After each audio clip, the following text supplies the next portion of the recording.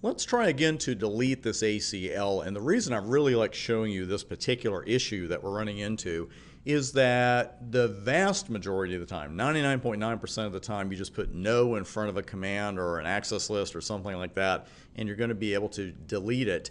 And what we've actually got to do here is go into the mode, which in this case was standard, and then block 11. And then put a no in front of it. And there you go. So just got to watch the syntax there a little bit. You don't actually drop down into the configuration mode, just no IP access list, and then you do have to put standard or extended again, and we got rid of block 11. So we'll just make absolutely sure that that worked. And it did, because we don't have any access lists. So let's configure one that's going to do the job for us. IP access list. Let's just look at that iOS help again. And we'll call it block 11. We shouldn't have any trouble this time, and we don't. And notice that the prompt is even config ext NACL, letting us know that we are indeed working on an extended NACL. So I want to deny, and I'm going to go with IP here. And then I want to deny 3330. There's my wildcard mask. We know that one by heart. But now I want to set up my destination, and that is 11.11.11.0. and then 0.0.0.255. And believe it or not, we actually have some options at the end of all this, at least one of which we're going to see in action in this section, but we're going to leave it alone for right now. And let me ask you this, exactly what is the line I need right here to negate the implicit deny? What do I need? Permit is the easy part. Permit IP any. You got to have it twice. Not seeing double. The first any is for the source, the second any is for the destination, so we're looking good there.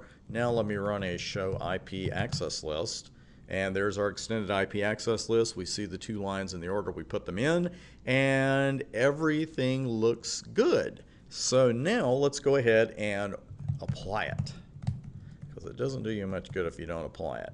And the command is still IP access group for application to an interface.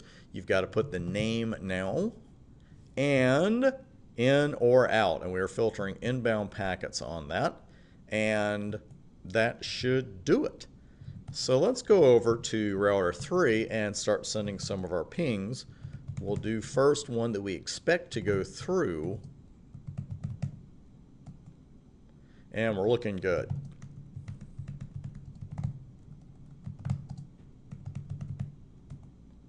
And as we expect, when traffic is being blocked by an ACL, the return we expect is u.u.u. So anytime you see that, you know there's a downstream issue. And the downstream issue, of course, here is not really an issue. It's what we wanted to have happen. So we've got the network going through that we expect to go through. We have the pings not going through that we expect to be blocked. And now let's go ahead and go up to router 1. Cover your eyes if you don't like the number 1, because it's coming up.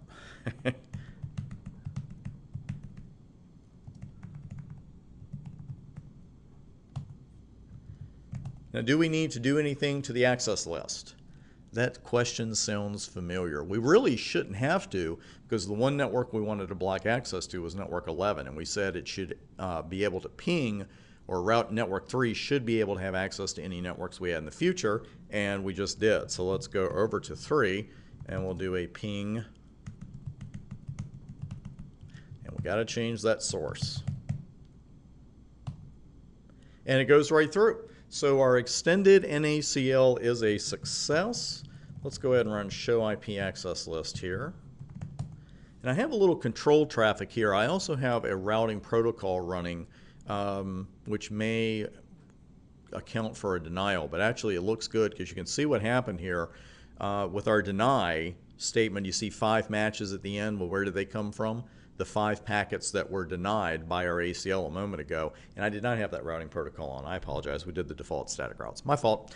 And there, the second line, you can see 10 matches, and 5 of those matches would have been when we pinged 1111, and the other 5 would have been when we pinged network 111. I want to show you a command people really tend to forget about.